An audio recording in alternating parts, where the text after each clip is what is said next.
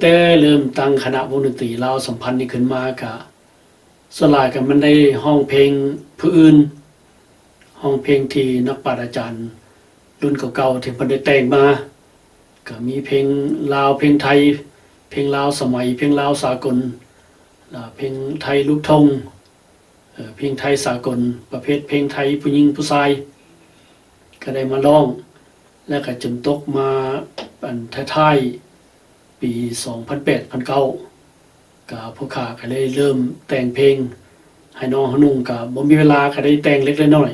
พอให้ได้ร้องกันคนละเพลง2เพลงก็ดังที่ว่าเพลงได้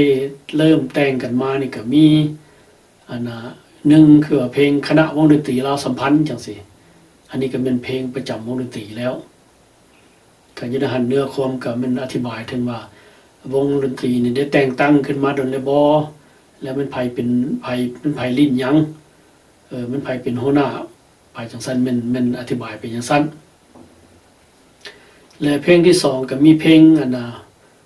วงลาวสัมพันธ์พามวนก็เป็นประเภทดิสโก้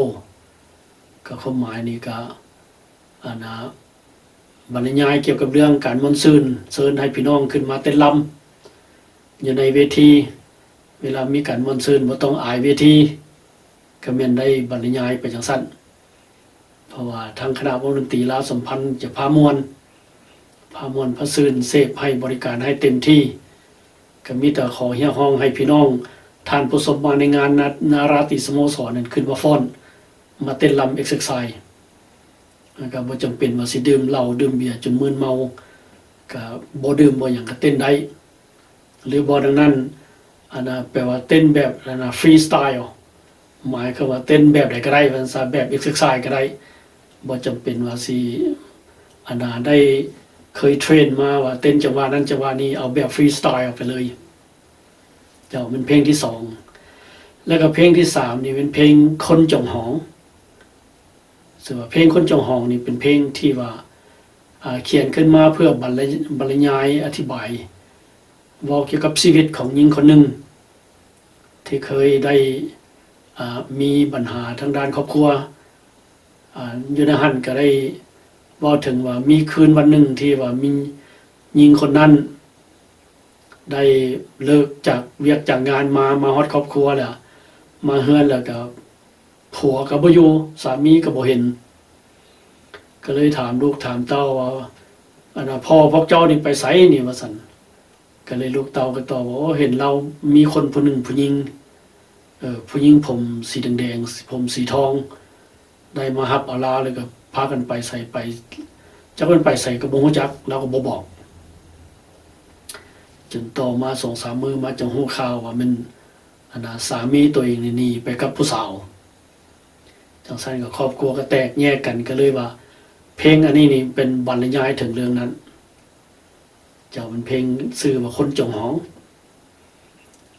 แล้วก็เพลงที่4นี่เป็นเพลงเกี่ยวกับชีวิตของหญิงผู้เก่าผู้ที่ข้าได้เว้าถึงนั้นแต่เพลงนี้ชื่อว่าพาลูกเดินหน้าหมายความว่าจังได๋ถึงว่าพ่อเจ้าสิหนีปากะยาแต่แม่สิพาลูกนี่เดินหน้าบ่ต้องท้อถอยเอาวัดเอาวาเอาสังคมเป็นที่พึ่งเอาพ่อแม่ญาติพี่น้องเอาหมู่เอากองเป็นที่พึ่งเอาการม่วนซื่นเพลิดเพลินให้มันลืมไปถึงว่าแม่นี่สิเป็นซิงเกิลมัมซิงเกิลแพเรนต์ก็อย่าก็ทำมาหากินเลี้ยงลูกจนใหญ่ต้องบุกบืนบางครั้งบางคราวก็ท้อถอยใจแต่ก็บอกใจต้องทนและต่อมานี่ก็มีเพลงเป็นเพลงที่5เพลงนั้นก็เป็นเพลงชื่อว่าเกี่ยวกับเรื่องบุญปีใหม่ลาวเป็นปีใหม่สงกรานต์นี่แล้วเป็นเพลงก็เล่าเกี่ยวกับเรื่องที่มาที่ไปของบุญปีใหม่สงกรานต์ลาวเฮานี้มีมาคือจังได๋ก็เว้าถึงเกี่ยวกับพญากบิลพรหมก็เว้าถึงลูกนางทั้ง7ของลูกพญากบิลพรหมนั้นสับเปลี่ยนกันไปฮับไปโจมเอาหัวพ่อไว้บ่ให้หัวพ่อบ่ให้เลือดพ่อตกดินตกน้ำคันว่าเลือดของพ่อหัวของพ่อถึกดินถึกน้ำในน้ำก็สิแห้งดินก็สิเกิดฟืนเกิดไฟก็เลยพากันเอา เอาหัวของพ่ออุ้มหัวของพ่อไว้ก็ฮดส่งแต่ละปีก็อยู่ในเพลงนี้มันเพลงเกี่ยวกับเรื่องบุญปีใหม่ลาวและต่อมานี่เพลงที่6นี่ก็เป็นอันนี้บ่เป็นเพลงมันเป็นก่อนเซิงเป็นเซิงเป็นก่อนเจ็ดแต่งขึ้นมาบอกเพื่อไว้เซิงนะแต่ว่าเซิงบุญปีใหม่ลาวโดยย่อว่าซั่นซะชื่อเพลงชื่อก่อนเซิงนั้นก็อีกทีนึงก็เว้าเกี่ยวกับเรื่องบุญปีใหม่สงกรานต์ลาวเฮานี่โดยย่ออธิบายไปตามประเภทแบบว่าก่อนเซิงบ่เป็นประเภทแบบเพลงยาวอันนี้มันเพลงที่6บัดนี้เพลงที่7นี่ก็มีเพลงฮักสาวออนไลน์หมายความว่าหยังหมายความว่าเพลงอันนี้ก็เป็นเพลงเกี่ยวกับชีวิตของชายผู้หนึ่งเกิดเป็นมือเป็นเว้นมานี่ก็เลิกจากลาจากงานมานี่ก็เข้าไปอินเทอร์เน็ตไปต่ออินเทอร์เน็ตก็ติดต่อกับผู้สาวแชทกับผู้สาวอยู่ออนไลน์ตลอดบางเทื่อก็ไปผ่าน Skype บ่จังซี่แปลว่าต่ออินเทอร์เน็ตเว้ากันว่าซะลมกับผู้สาวไปอยู่เมืองไปอยู่ประเทศลาวพุ่นผู้บ่าวนี่ไปอยู่สหรัฐอเมริกานี่ก็ติดต่อกันก็เกิดมักกันอันนั้นก็เลยว่าบางครั้งบางคราวก็คิดฮอดไปลาไปงานไปเฮ็ดเหตุการณ์กันก็บ่เต็มเม็ดเต็มหน่วยซะคิดฮอดลังมื้อก็บ่อยากกินฮอดข้าวคิดฮอดผู้สาวอยู่ประเทศลาวหลายย้อนว่าฮักสาวออนไลน์นั้นก็บ่ได้เห็นกันทั้งตัวจริงจักเทื่อมีแต่ผ่านหน้าจอคอมพิวเตอร์ว่าซั่นซะก็ได้แต่งเพลงนี้ขึ้นให้ชายผู้นั้นเจ้าแล้วก็เพลงต่อมาเพลงที่8นี่ก็จะคล้ายๆกับเพลงฮักสาวออนไลน์แต่อันนี้มันฮักสาว Facebook หมายความว่าจังได๋ฮักสาว Facebook นี่ก็แม่นเกี่ยวกับอินเทอร์เน็ตคือกันแต่ว่าอยากเน้นนักอยากแน่ใส่ยิงใส่ Facebook หั่นเพราะว่าเท่าอันนี้นี่มักสาว Facebook มื้อใดเป็นมื้อนี่มาเรื่องมาแต่การก็ไปนั่งคอมพิวเตอร์ต่อ Facebook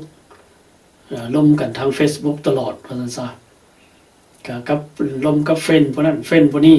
แต่นักๆไปนี่มักสาวอันผู้ที่เว้านี่ล่ะแต่นางอันนี้นี่อยู่ประเทศลาวก่อนสิไปลาไปการตื่นแต่ดึกมาก็ต้องตื่นแต่ดึกแล้วก็มานั่งกินกาแฟก่อนสิออกไปการก็ต้องต่อคอมพิวเตอร์เว้ากับสาวนี่อยู่ประเทศลาวผ่าน Facebook ไปซึ่งเป็นโซเชียลมีเดียที่ใหญ่กว่าที่สุดอยู่ในโลกอยู่ในผ่านพวกไซเบอร์มีเดียนี้ก็แม่นแต่งเพลงนี้ขึ้นมาเพื่อเล็งใส่ทรายผู้นี้ล่ะก็มันว่าฮักสาว Facebook และต่อมานี่ก็เป็นเพลงที่9นี่มันเพลงวิวาห์มงคลหมายความว่าแต่งขึ้นเพื่อไปเสพอยู่ในไปห้องอยู่ในงานวิวาห์ต่างๆงาน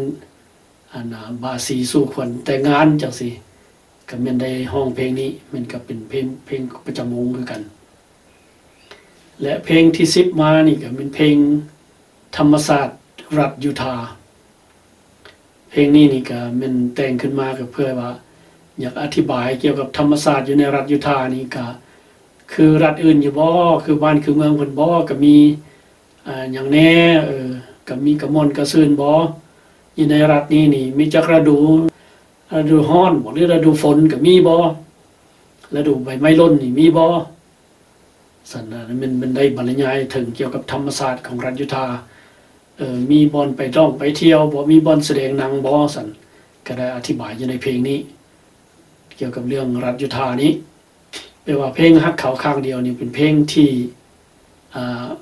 เว้าเกี่ยวกับชีวิตจริงๆผ่านมาตั้งแต่สมัยชายหนุ่มหญิงสาวที่กำลังเป็นบ่าวเป็นสาวใหม่บ่าวแวงสาวแวงว่าซั่นซะเพราะว่าเพลงนี้นี่ก็ถือว่าเป็นชีวิตของหญิงคนหนึ่งที่ได้เรียนอยู่ในโกเลจอยู่บ้านเฮาและก็เรียนอยู่ในหั่นก็มีสู่มีแฟนหมู่นักเรียนนำกันก็มักผู้บ่าวว่าซั่นซะก็มักผู้บ่าวประเภทสาวแวงบ่าวแวงนั่นล่ะเห็นเขาถามก็โอ้ยอายตอบก็บ่ได้หน้าแดงขึ้นจังซี่อยากเว้าอยากว่าหยังกันใส่ความยิ้มใส่สายตาใส่รอยยิ้มล้มกันเพราะว่าอายหลายว่าซั่นซะ อันนั้นแม่นบรรยายเกี่ยวกับชีวิตของบ่าวแวงสาวแวงแต่ว่าบ่ได้บ่ฮู้จักหยังแต่ว่าค่อยเห็นเจ้านี่ค่อยมักเจ้าคือว่าถึกอกถึกใจแท้ๆบ่ฮู้จักว่าเจ้าสิมักข่อยหรือจังไดก็ยาว่าซั่นแต่ว่าค่อยนี่เจ้านี่ถึกใจค่อยที่สุดว่าซั่นอันนี้เป็นบรรยายเกี่ยวกับชีวิตของบ่าวแวงสาวแวงในยุคนั้นสันสาก็แม่นอยู่ในเพลงนี้ชื่อเพลงนั้นก็แม่นว่าฮักเขาข้างเดียว